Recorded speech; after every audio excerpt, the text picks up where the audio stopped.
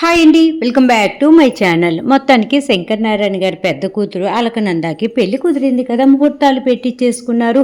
ఇంకా పెళ్లి పనులన్నీ స్టార్ట్ అయిపోయినాయి, పెళ్లి కార్డులు కూడా ప్రింట్ అయిపోయి ఇంటికి వచ్చేసినాయి. కాబట్టి శంకర్ నారాయణ గారు అనుకుంటూ ఉంటారు, నా కూతురు పెళ్లి కాబట్టి మొదటి కార్డు తీసుకొని వెళ్ళి మా అక్కకి ఇవ్వాలి, ఇంటి ఆడపిల్ల కాబట్టి అనేసి శంకర్ నారాయణ గారు శారద తాంబూలాలు అన్నీ తీసుకొని పెళ్లి కార్డు తీసుకొని పాప మురళీకృష్ణ వాళ్ళ ఇంటికి కార్డు ఇవ్వడానికి వెళ్తారనమాట. అప్పటికి మురళీకృష్ణ ఉండడు. మురళీకృష్ణ ఏదో పని చూసుకొని ఇంటికి వస్తూ ఉంటే దారిలో సూర్య కూడా తోడవుతాడనమాట. ఇంకా ఇద్దరు కలిసి మురళీకృష్ణ వాళ్ళ ఇంటి దగ్గరికి వస్తూ ఉంటే అప్పుడే మురళి అంటాడు, నువ్వు ఎందుకు సూర్య ఇప్పుడు అమ్మ అనవసరంగా తిడుతుందేమో అనేసి. ఇంకా మురళి అంటూ ఉంటే, లేదు రాత్రి ఆ పరిస్థితుల్లో మీ అమ్మ దగ్గరికి వచ్చాం, ఏమనుకుంటుందో ఏంటో కదా, కాబట్టి ఒకసారి కలిసి మాట్లాడి వెళ్తాను అనేసి సూర్య అనగానే మురళి కూడా సరేనని చెప్పేసి మురళి సూర్య ఇంటి దగ్గరికి వచ్చేసేలోపు అక్కడ పెద్ద రణరంగం జరుగుతూ ఉంటుంది అనమాట. శంకర్ నారాయణ గారు పెళ్లి కార్డు అవి వాళ్ళ అక్కకి గౌరవంగా ఇవ్వబోతూ ఉంటే, ఏంట్రా నా కొడుకును కాదని నీ కూతురు వేరే వాడిని పెళ్లి చేసుకుంటుంటే ఆ పెళ్లికి రమ్మని చెప్పి మమ్మల్ని పిలుస్తావా? నీకు సిగ్గు లేకపోతే మటుకు రావటానికి మాకు సిగ్గు లేదంట్రా, అయినా నా ఇంటికి పెళ్లి కార్డు తీసుకొని వస్తావా? ఓహో, బయట విదేశాలకు వెళ్ళి ₹1 సంపాదించిన తర్వాత నీకు బాగా కళ్ళు పైకెక్కాయిరా. అది కాకుండా ఈ అక్కంటే నీకు లెక్క లేకుండా పోయింది కదా, అసలు నువ్వేమనుకుంటున్నావురా అని చెప్పేసి ఇస్తున్నటువంటి తాంబూలం పెళ్లి కార్డు అన్నీ కూడా ఇలా ఎత్తి పడేస్తుంది. అవి అప్పుడే గుమ్మం దగ్గరికి వచ్చినటువంటి సూర్య మురళి కాళ్ళ దగ్గర పడతాయి అన్నమాట.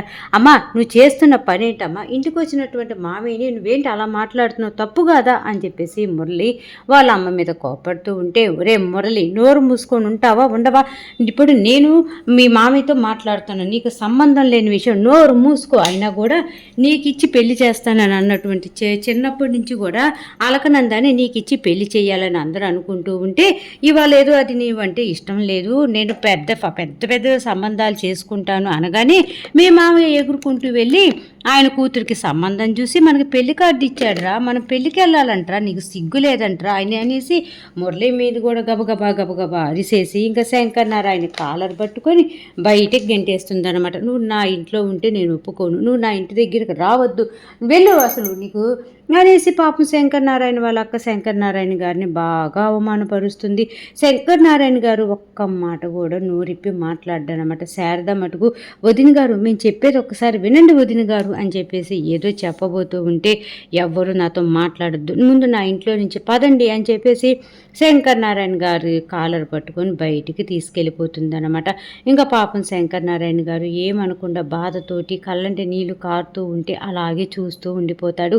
ఇంకా అప్పుడే పక్కనే ఉన్నటువంటి కొంచెం మట్టి తీసుకొని శంకర్ నారాయణ వాళ్ళ అక్క శంకర్ నారాయణ మీద చల్లి, నాశనం అయిపోతారా, నా కొడుకుని నన్ను బాధ పెట్టారు, మీరు ఇంత బాధ పెట్టిన వాళ్ళు నీ కూతురు పెళ్ళి ఎలా జరుగుతుందో నేను చూస్తా, అసలు నీ కూతుర్ని ఎవడు పెళ్లి చేసుకుంటాడో నేను చూస్తా, నా కొడుకును కాదని నన్ను నా కొడుకుని అనరాని మాటలు అని ఇప్పుడు టింగురంగా అని చెప్పేసి నా కూతురికి సంబంధం కుదిరింది, పెళ్లికి రెండక్క అని పిలవటానికి వచ్చారా, సిగ్గులేదంట అనేసి అబ్బా ఒకటే తిడుతూ ఉంటుంది. శారద గారు పాపం ఏడుస్తూ ఉంటారు. మురళీకృష్ణ సూర్య గారేమో ఆగండి అనేసి అంటూ ఉన్నా సరే ఎవరు ఆగరన్నమాట. ఆవిడ తిడుతూనే ఉంటుంది, వీళ్ళు బాధపడుతూనే ఉంటారు. ఇంకా ఆవిడ మురళి వాళ్ళ అమ్మని, పదమ్మ నువ్వు అసలు ఇంటికి వచ్చిన వాళ్ళతో ఎలా మాట్లాడాలి, ఏదో మామయ్య తప్పు చేసిన వాళ్ళలాగా మామయ్యని ఎందుకు అన్నని మాట్లాడుతున్నావు, పద అసలు లోపలికి అని చెప్పేసి వాళ్ళ అమ్మని లోపలికి తీసుకుని వెళ్తాడనమాట. ఇంకప్పుడు వెంటనే శారదా గారు శంకర్ నారాయణ గారు నెమ్మదిగా నడుచుకుంటూ రాబోతూ ఉంటే సూర్య గారు అంటారు, మీరు ఈ పరిస్థితుల్లో నడుస్తూ వెళ్ళలేరు, రండి నేను నా కారులో డ్రాప్ చేస్తాను అని సూర్య అంటూ ఉంటే, అవసరం లేదు బాబు మేము వెళ్ళిపోతాం అని చెప్పేసి శంకర్ నారాయణ గారు అంటే సూర్య అంటూ ఉంటాడు, చూడు ఇప్పుడు ఈ పరిస్థితుల్లో మీరు అలా వెళ్ళలేరు, పదండి నేను డ్రాప్ చేస్తాను అంటున్నాను కదా అని చెప్పేసి సూర్య శంకర్ నారాయణ గారిని శారదా గారిని తీసుకొని వెళ్తూ ఉంటే, ఈలోపే ఇంటి లోపల నుంచి గబగబా మురళి వాళ్ళ అమ్మ వచ్చి, ఎరా నారాయణ నేను చెప్పిస్తున్నాను చూడు, నీ కూతురికి పెళ్ళి ఎలాగైద్దో, మీరందరూ ఎలా సంతోషంగా ఉంటారో నేను చూస్తాను, అలాగే నువ్వు చచ్చినా కూడా నీ శవం చూడటానికి కూడా నేను రానురా, ఇదేరా నా శాపం, అయినా భర్త చనిపోయిన ఆడదాన్ని ఇలా కంటతడి పెట్టిస్తారా, నా గోడు మీకు కొట్టుకుంటుందని అనరాని మాటలన్నీ అంటుంది. ఆ మాటలకి శంకర్ నారాయణ గారు గుండె పగిలిపోయినంత పని అవుతుంది. ఏంటి నా కూతురికి తను నచ్చిన సంబంధం చేస్తే మా అక్క నా మీద ఎంత కోపడుతుంది, నేను చచ్చిపోయినా కూడా రానంటుంది అని చెప్పేసి ఇంక శంకరనారాయణ గుండె ఆగిపోయినంత పని అవుతుంది.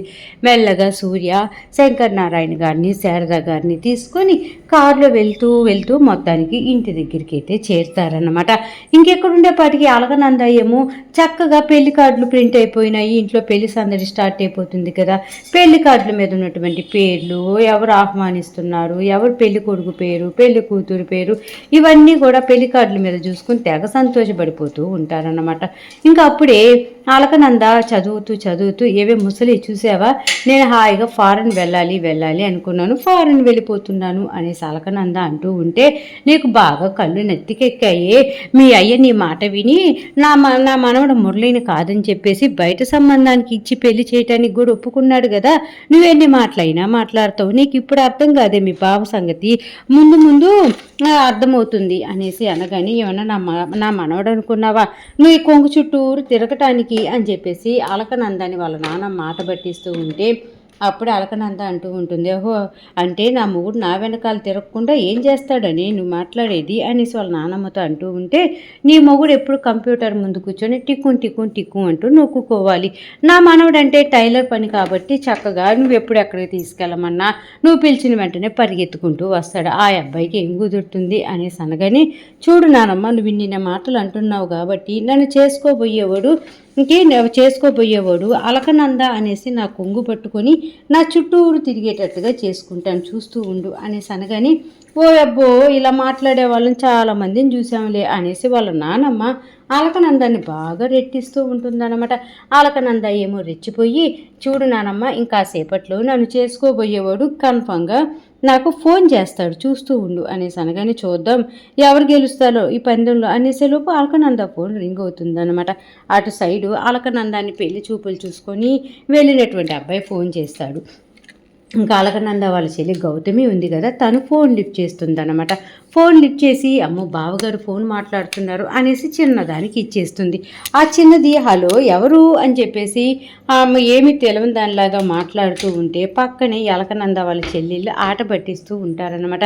అదేని ఫోన్ చేసి 1 2 3 అని చెప్పేసి అంటూ ఉంటారు కదా, వాళ్ళట్టుందే అని చెప్పేసి ఇంకా గౌతమి అంటూ ఉంటే, కిన్నెర ఏమో అవునవునవును మీ పిల్లలు ఉంటే కాలేజీల్లో చేర్పించండి, స్కూళ్ళల్లో చేర్పించండి అనేసి అడగటానికి చేసినట్టున్నారు అనేసి 1 by 1 అందరూ కూడా పెళ్లి కొడుకు రాట పట్టిస్తూ ఉంటే, అప్పుడే పెళ్లి కొడుకు అంటూ ఉంటాడు, ఇదిగో మీ అక్క చెల్లెళ్ళు అందరూ కలిసి నన్ను ఆడుకుంటున్నారని నాకు అర్థమైపోయింది, కానీ నేను పెళ్లి చూపులు చూసుకొని త్వరలో నీ భర్తను కాబోతున్న వాడిని అని చెప్పేసి ఇంకా పరిచయాలు స్టార్ట్ అవుతాయి. ఇంకా అప్పుడు చిన్న మరదలు అలకనంద చిన్న చెల్లి ఉంటుంది కదా కిన్నెర, తను పరిచయం స్టార్ట్ చేస్తుంది. బావగారు నా పేరు కిన్నెర, నేను 7th క్లాస్ చదువుతున్నాను, నేను మీకు ముద్దుల మరదలను అవుతానన్నమాట వరుసకి అని చెప్పేసి అందరూ అలా సరదాగా మాట్లాడుకుంటూ ఉంటారు.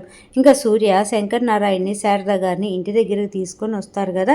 ఇంకా శంకరనారాయణ గారు ఇంటి లోపలికి కూడా వెళ్ళరనమాట. అక్కడే బయట ఒక ప్లేస్లో కుప్పకూలిపోతూ ఉంటే అప్పుడే సూర్య అంటూ ఉంటాడు, పదండి అంకుల్ ఆ మాటలన్నీ పట్టించుకోమకండి, తను ఏదో బాధతోటి అనింది, తను అనింది ఎవరో కాదు మీ అక్కే కదా అని చెప్పేసి శంకరనారాయణ గారిని ఓదార్పు యాత్ర చేయబోతూ ఉంటే సూర్య ఇంకా అప్పుడే శంకరనారాయణ గారు, మీరందరూ ఇక్కడి నుంచి వెళ్ళండి, కాసేపు నన్ను ఇలా ఒంటరిగా వదిలేయండి అని శంకరనారాయణ గారు బాధపడుతూ ఉంటారు. అప్పుడే సూర్య ఒక మాట చెప్తాడు, సరే అంకుల్ నేను బయలుదేరుతున్నా, లాస్ట్లో మీకు ఒక్క మాట చెప్తున్నాను వినండి, అక్కడ జరిగిన విషయాలు ఏవి కూడా జానుకి తెలియనివ్వకండి, జానుకి కోపం ఎక్కువ కదా, మీకు ఏదైనా జరిగినా మిమ్మల్ని ఎవరేమన్నా అన్నా అసలు తను తట్టుకోలేదు, అలాంటిది మీ అక్క మిమ్మల్ని అన్నన్ని మాటలు అనిందని తెలిస్తే మీ అక్కగారి మీద గొడవకు వెళ్తుంది ఇంకా అనేసి అంతా కూడా చెప్తాడు సూర్య శంకరనారాయణ గారికి అర్థమయ్యేటట్టుగా. అప్పుడే శంకరనారాయణ గారు కూడా సరే బాబు అనేసి తల ఊపుతూ ఉండేలోపే జాను కిన్నెర గౌతమి అలకనంద అందరూ వస్తారనమాట. జాను ఎమ్మటే పరిగెత్తుకుంటూ వచ్చి, నాన్న ఎప్పుడు వచ్చారు అనేసి పలకరిస్తూ, ఏంటి నాన్న షర్టు మీద మరక అనేసి అడుగుతుందన్నమాట. ఇంకా వెంటనే శంకరనారాయణ గారు చెప్తారు, ఈ మరక అనేసి పాపం ఏమీ మాట్లాడలేక అలాగే ఆలోచిస్తూ ఉంటే, నాన్న మిమ్మల్ని అడిగేది నేను, ఏంటి ఆ మరకేంటి ఆ మట్టి ఏంటి అనేసి అనగానే, ఇదా అమ్మా నేను ఇంటికి వస్తూ ఉంటే దారిలో కాలు జారి పడబోయానమ్మా, అప్పుడే ఆ మట్టి అంటింది అని శంకరనారాయణ గారు అబద్ధం చెప్తారు. జాను అదేంటి నాన్న అలా ఎలా నడిచావు, జాగ్రత్తగా నడవాలి కదా, అయినా మీరు ఆ అటు ఇటుగా చూస్తూ నడిచే రకం కాదు కదా, మీరు చాలా జాగ్రత్తగా అడుగు వేస్తారు కదా, మరి ఇలా ఎలా జరిగింది నాన్న, నాకేదో అనుమానంగా ఉంది నాన్న, ఏం జరిగిందో చెప్పు నాన్న, నిజం చెప్తావా లేదా అని చెప్పేసి శంకర్ నారాయణ గారిని జాను అడుగుతుంది. శంకర్ నారాయణ గారికి కొంచెం భయం వేస్తుంది. ఈ జానుకి నిజం చెప్పామంటే ఇప్పుడు మా అక్క మీదకి వెళ్ళి గొడవ పెడుతుంది అనేసి ఆలోచించుకొని, నిజంగా అమ్మ జాను నేను చెప్పేది నిజం అని చెప్పేసి జానుకి చెప్పబోతూ ఉంటాడనమాట శంకర్ నారాయణ గారు. అప్పుడే శంకర్ నారాయణ గారి అమ్మ వస్తుందనమాట. ఎరా నీ పెద్ద కూతురికి పెళ్లి సంబంధం కుదిరేపాటికి నీకు కూడా కళ్ళు నెత్తికెక్కి ఎలా నడుస్తున్నాము, అర్థం కాక నడుస్తున్నావా ఏంది, మరీ కాస్త కింద నడవండి రా అని చెప్పేసి వాళ్ళమ్మ మాట్లాడుతూ ఉంటే శారదాకి కోపం వస్తుందనమాట. ఇంకా చాలు అత్తయ్య గారు, చాలు, మాట్లాడిన వరకు చాలు, మీ కూతురు అవమానం చేసి పంపించింది, ఇక మీరు స్టార్ట్ చేశారా అని చెప్పి గట్టిగా అరుస్తుందన్నమాట. ఆ మాటకి జాను ఏంటమ్మా నువ్వు ఏం మాట్లాడుతున్నావు అనేసి అనగానే శంకర్ నారాయణ గారేమో శారద నువ్వు కాముగా ఉండు అనగానే మీరు ఊరుకోండి, మీరు ఎలా ఉందో కానీ నాకు చచ్చిపోవాలనిపిస్తుంది ఆవిడ మాటలు వింటూ ఉంటే అని శారద చెప్తూ ఉంటే ఇంకా జాను అడుగుతుంది అసలు ఏం జరిగిందో చెప్పండి అని చెప్పేసి గట్టిగా అడుగుతూ ఉంటే ఇంకా శంకర్ నారాయణ గారు చెప్తారు, పెళ్లి కుదిరింది కదా, మొదటి కార్డు మీ అత్తయ్య గారికి మీ అత్తకి ఇద్దాము ఇంటి ఆడపిల్లకి అని కార్డు తీసుకొని వెళ్తే తను ఆ తాంబూలాలన్నీ విసిరుకొట్టి నన్ను కాలర్ పట్టుకొని బయటికి గెంటి అక్కడున్న మట్టితోటి శపించి ఇంకా అలాగే నేను చచ్చిపోయినా కూడా మీ అత్త రాననిందమ్మా అని శంకర్ నారాయణ గారు తెగ బాధపడిపోతూ ఉంటారు.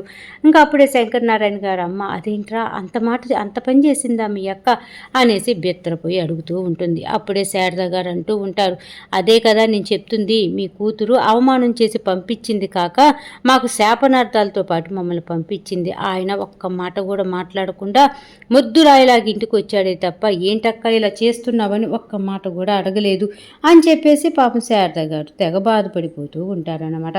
ఇంకా అప్పుడే జాను గబగబా అత్త పని పడతాను, ఏంటి అత్తయ్య మిమ్మల్ని అన్ని మాట్లాడుతుంటే మీరు కామ్గా ఎలా ఉన్నారు నాన్న అని చెప్పేసి జాను కూడా కోపడి వాళ్ళ అత్తయ్య దగ్గరికి వెళ్ళాలని స్పీడ్గా రాబోతూ ఉంటే శంకర్ నారాయణ గారు చేయబట్టుకుంటారు.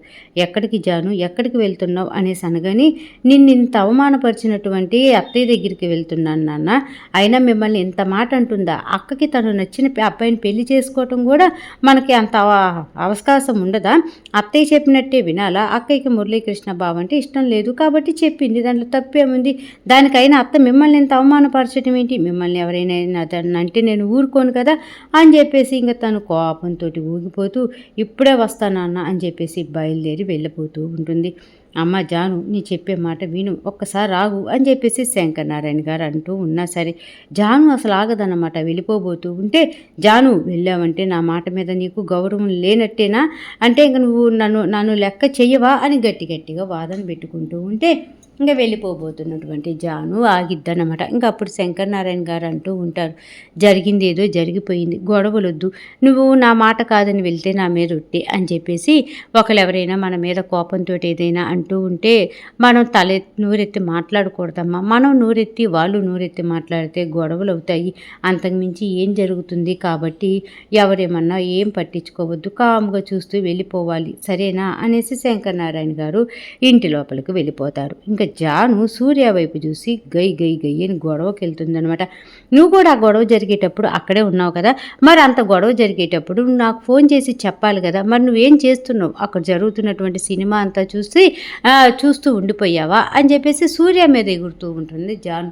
అప్పుడే సూర్య అంటూ ఉంటాడు, అదేంటి మీ అత్తయ్య మీ నాన్నని తిడుతూ ఉంటే నేనేం చేస్తా మధ్యలో, మళ్ళీ మీకు ఫోన్ చేసి చెప్పాననుకో పెద్ద గొడవ ఇద్దని చెప్పలేదు, అందుకు నన్ను ఇన్ని మాట్లాంటారేంటి అని చెప్పేసి సూర్య బాధ సూర్యదనమాట. జాను సంగతి తెలుసు కాబట్టి పెద్దగా సూర్య ఏం పట్టించుకోడు. ఇంకా అలాగే జాను తిడుతూనే ఉంటుంది, నీ ఇలాంటి నమ్ముకొని ఎక్కడికన్నా పంపిస్తే ఇలాగే చేస్తావా అది ఇది అనేసి అంటూ ఉంటే నేనేం చేస్తాను, మీ అత్తయ్య మీ నాన్నని తిట్టింది నేనేం చేస్తాను, అది అక్క తమ్ముళ్ళకి సంబంధించిన విషయం కదా అని చెప్పేసి ఇంకా సూర్య చెప్తూ ఉంటే జాను సూర్య మధ్య స్నేహం అలా ఉంటుందా. ఇంకా అప్పుడే జాను అంటుంది, సరేలే చేసిన ఘనకార్యం చాలు, ఇంకా ఇంటికి వెళ్ళు, మీ అమ్మ ఎదురు చూస్తూ ఉంటుంది, నా కొడుకు ఇంకా ఇంటికి రాలేదు అనేసి అని సూర్యకి బాయ్ చెప్పి మొత్తానికి అక్కడి నుంచి వెళ్ళేటట్టుగా చేస్తూ ఉంటే ఈరోజు సీరియల్ ఎపిసోడ్ అయిపోయిందనమాట. మొత్తానికి సీరియల్ చాలా బాధగా శంకర్ నారాయణ గారి గుండె ఆగిపోయేంత పనిగా జరుగుతూ ఉంది కదా. ఇంకా సీరియల్ బాగుంది, చక్కగా ఉంది, అర్థమైంది అనుకుంటే మర్చిపోకుండా నా ఛానల్ని లైక్ చేయండి, షేర్ చేయండి, సబ్స్క్రైబ్ చేసుకోండి. అలాగే కింద బెల్ సింబల్ ఉంటుంది కదా, దాన్ని గట్టిగా ఒక్క బాదేసేయండి. రేపు రాబోయే సీరియల్ ఎపిసోడ్లో మళ్ళీ కలుద్దాం. అంతవరకు ఉంటా మరి. నచ్చితే మటుకు నా ఛానల్ని లైక్ చేయండి, షేర్ చేయండి, సబ్స్క్రైబ్ చేసుకోండి.